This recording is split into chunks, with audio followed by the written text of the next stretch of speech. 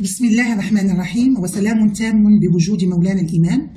تخبر إدارة مؤسسة الشقور الخاصة جميع تلاميذ وأولياء الأمور بأنه ابتداء من الاثنين 16 مارس ستخصص دروسا لمتعلميها عبر القناة الخاصة من أجل تعويضهم ما فاتهم من دروس. ما دامت الفترة استثنائية لا نعتبرها عطلة مفتوحة.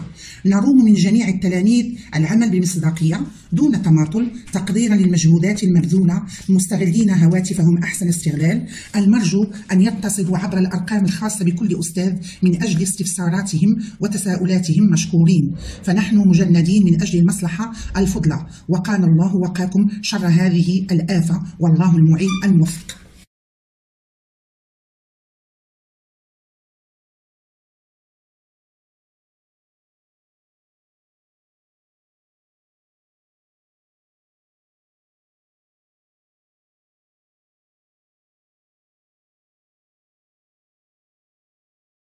La leçon d'aujourd'hui, c'est le vecteur et translation. Vecteur et translation.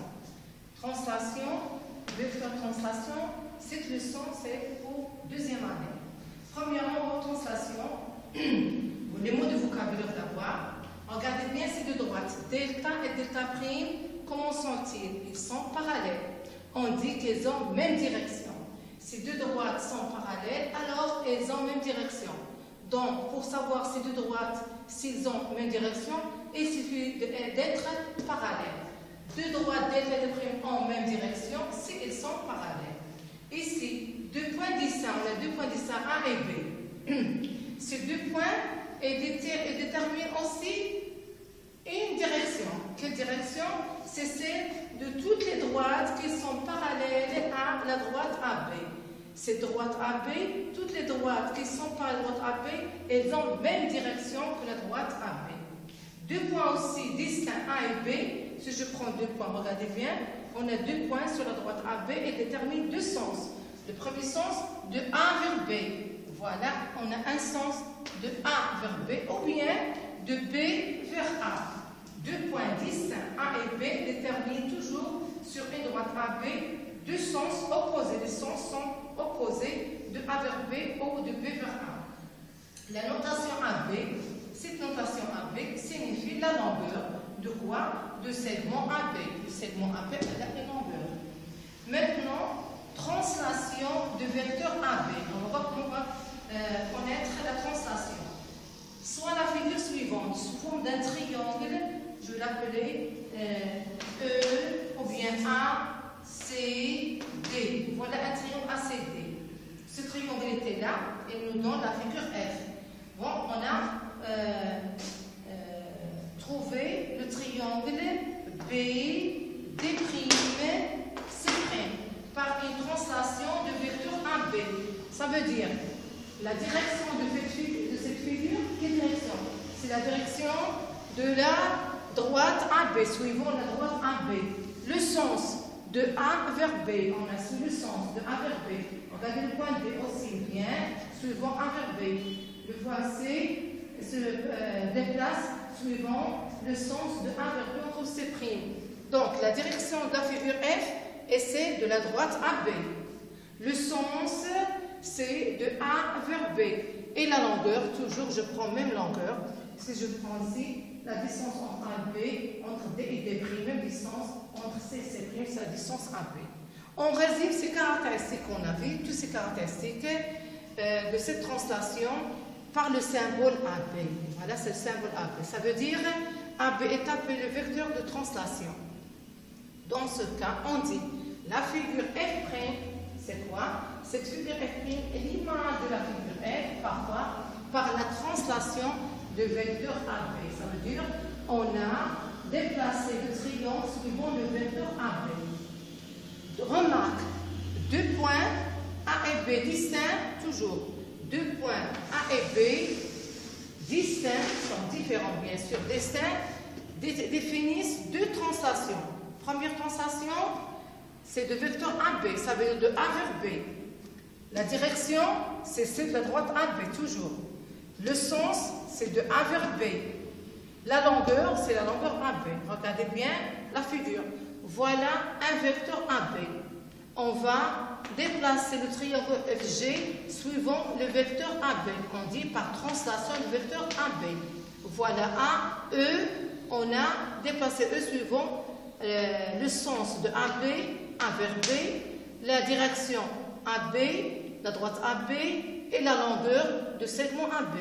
Revenons à G. On a déplacé G par la translation du vecteur AB. Ça veut dire la même direction que la droite AB. Les deux droites sont parallèles. Même longueur et même sens. Le sens de A vers B, voilà. F', on a déplacé F vers F' suivant la translation de vecteur AB. Ça veut dire les deux droites elles sont parallèles, même sens, regardez bien, le sens de A vers B et vers F' et la même longueur. Deuxième translation qu'on a, c'est de B vers A, parce qu'on a dit deux points distincts déterminent du sens. Sens de A vers B ou bien de B vers A. Maintenant, on va voir les deux. Deuxième translation du vecteur BA. Voilà, vecteur BA, autre sens. Voilà le triangle FG. On a déplacé E suivant le vecteur BA. Ça veut dire, elles sont les deux parallèles, donc même direction. Elles ont même sens, et de B vers A, regardez, et même longueur. Même chose pour G, pour F. Donc, de direction, c'est de la droite AB, mais de sens de B vers A. Mais la longueur est la même. Définition. Soit A et B, deux points distincts. Toujours, je prends deux points distincts. Considérons la translation de vecteur AB. Supposons qu'on a un vecteur AB et un point M. Tout le monde, on a un B, un vecteur et un point M.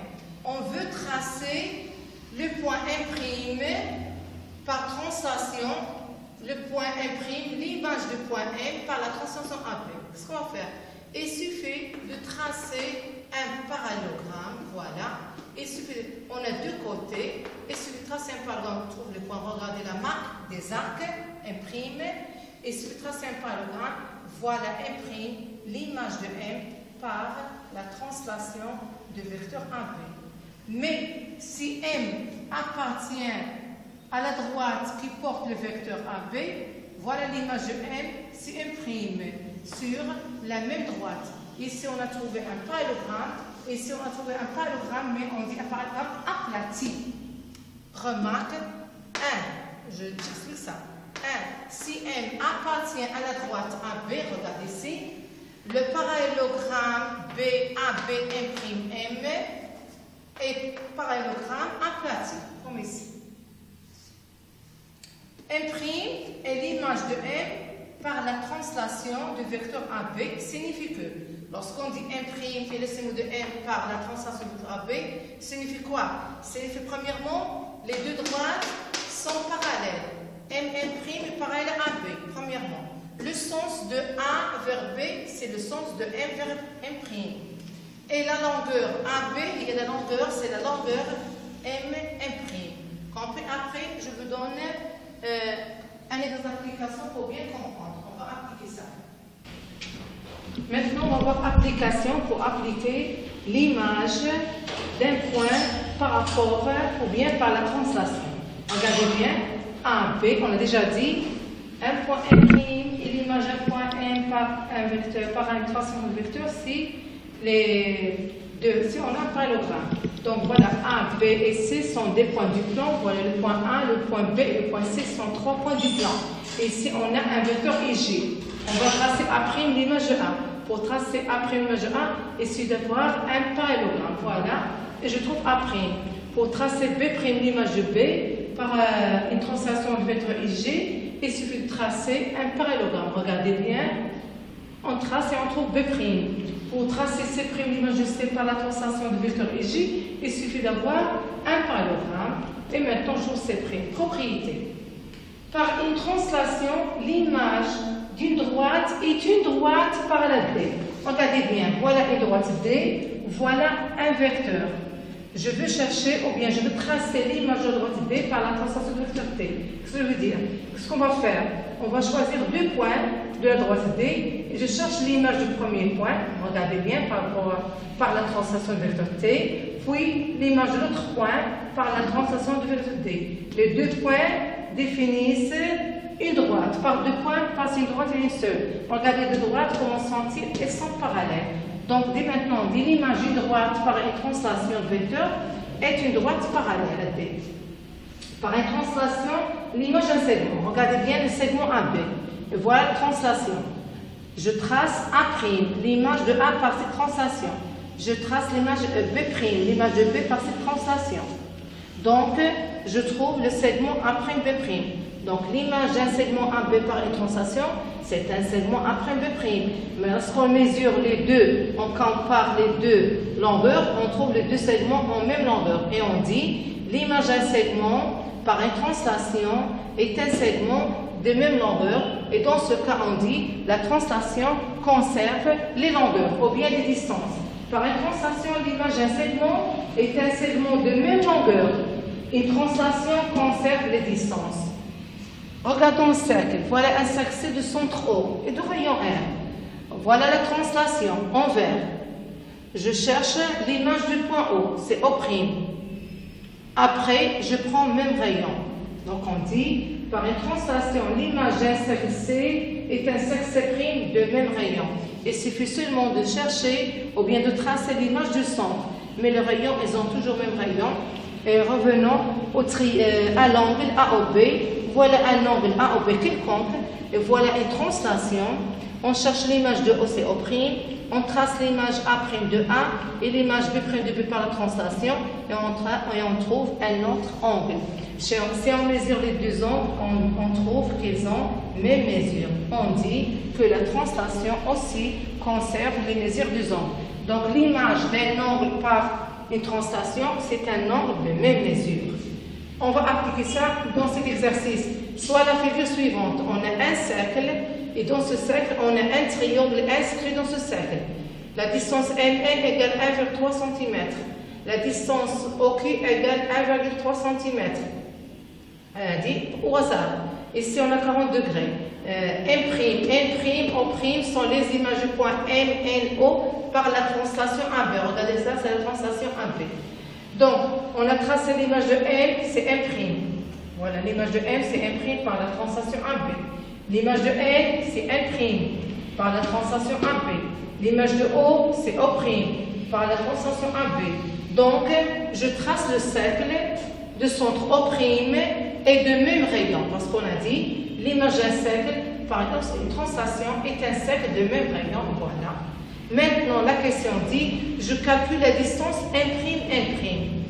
D'où viennent les points M'? L'image de M par la translation AB. N', l'image de N. Donc, la distance M', et distance MN, elles sont les mêmes. Pourquoi? Car la translation conserve les distances. Or, MN égale 1,3 cm, tout de suite, donc M', égale aussi 3 cm. Je calcule la mesure de l'angle O', M'. Je cherche l'angle, je calcule la mesure de cet angle. Voilà. On va chercher les images de points. On a N', l'image de N. M', l'image de M. O', l'image de O. Donc l'image de l'angle NMO ou bien OMN et l'angle O', M', par la translation du vecteur AB. Donc, comme on sentit, elles sont égaux. Pourquoi? Parce que la translation conserve les mesures des angles. Or, l'angle OMN égale 40 degrés, donc l'angle O', M', aussi égale 40 degrés. Maintenant, on va connaître le vecteur. Si on a une droite, on dit cette direction, la droite c'est une direction. Étant donné une droite, ça veut dire la direction, et sur cette droite, on a précisé un sens, regardez comme ici, voilà, un sens, et une longueur, voilà, les trois caractéristiques nous donnent un vecteur, voilà un vecteur. Donc, la donnée d'une direction de droite, d'un sens sur cette direction, et d'une longueur définit un vecteur. Trois caractéristiques. La droite, ça veut dire la direction, le sens et la longueur. On trouve tout de suite un vecteur. Égalité maintenant vectorielle. On sait comment on va trouver un vecteur. Maintenant, on va voir quand est-ce qu'on dit que deux vecteurs sont égaux. Je prends de l'activité ABCD, un parallélogramme. Regardez, droite, ça vient un parallélogramme. On va comparer le vecteur AB et le vecteur DC. le vecteur AB, regardez bien, et le vecteur DC. Ces deux vecteurs, qu'est-ce qu'ils ont? Elles ont même direction. Pourquoi même direction? Parce que la droite AB et la droite DC sont tous les deux parallèles, donc même direction. Elles ont même sens. Regardez bien le sens, regardez le sens. Tous les deux, elles ont même sens. Elles ont même longueur. La distance AB est égale à DC. Pourquoi? Parce que ABCD, c'est un parallélogramme. Donc, puisqu'ils ont même direction, même sens et même longueur caractéristique, donc je peux dire que les deux vecteurs AB et DC sont égaux avec des flèches, les vecteurs avec des flèches.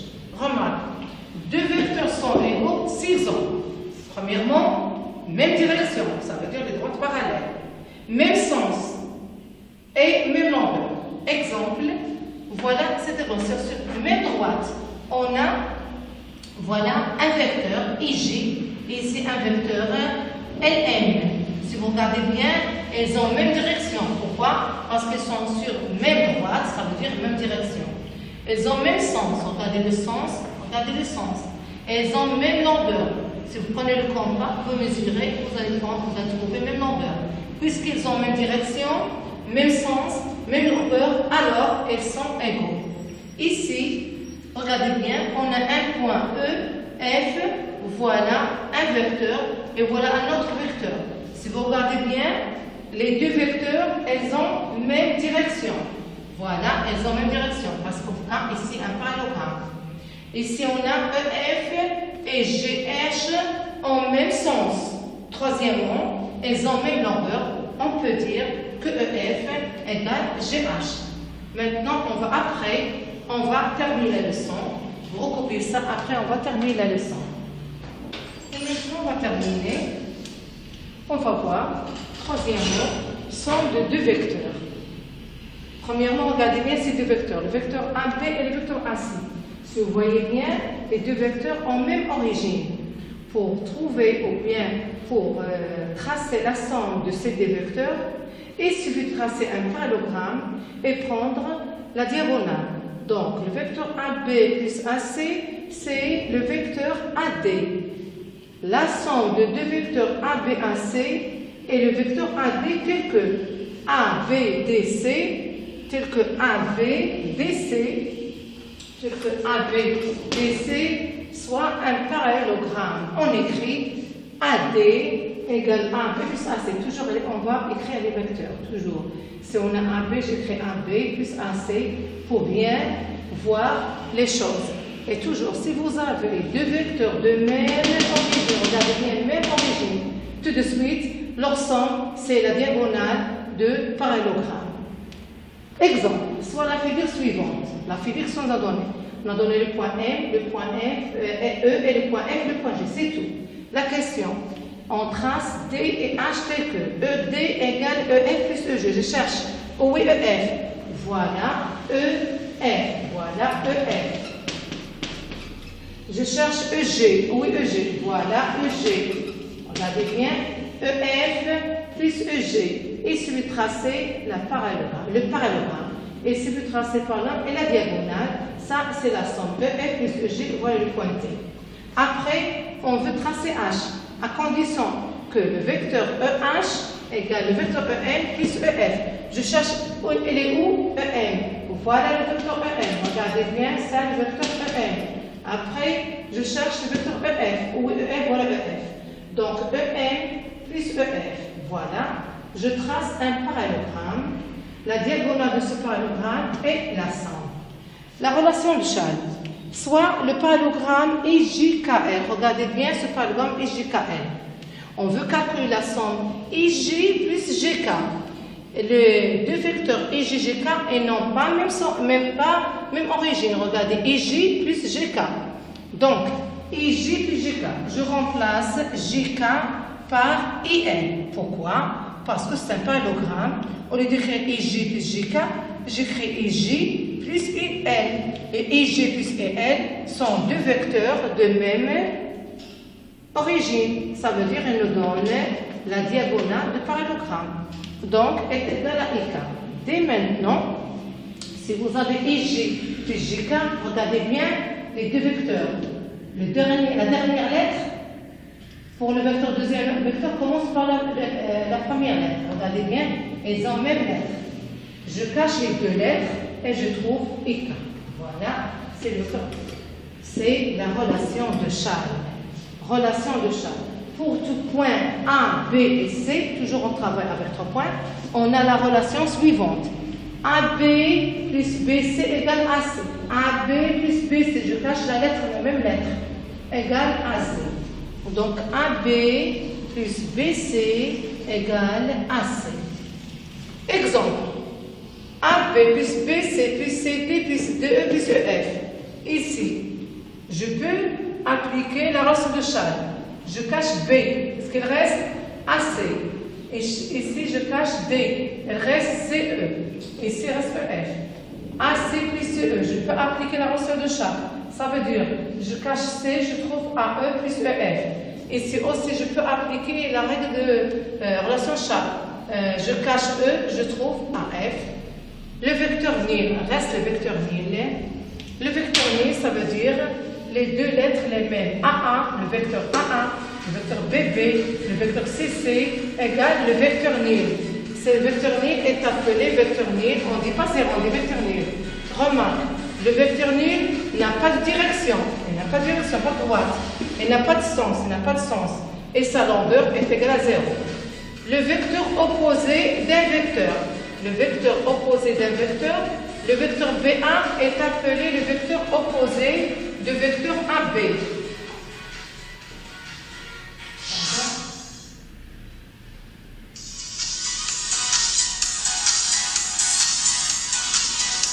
Le vecteur BA est appelé le vecteur opposé du vecteur AB.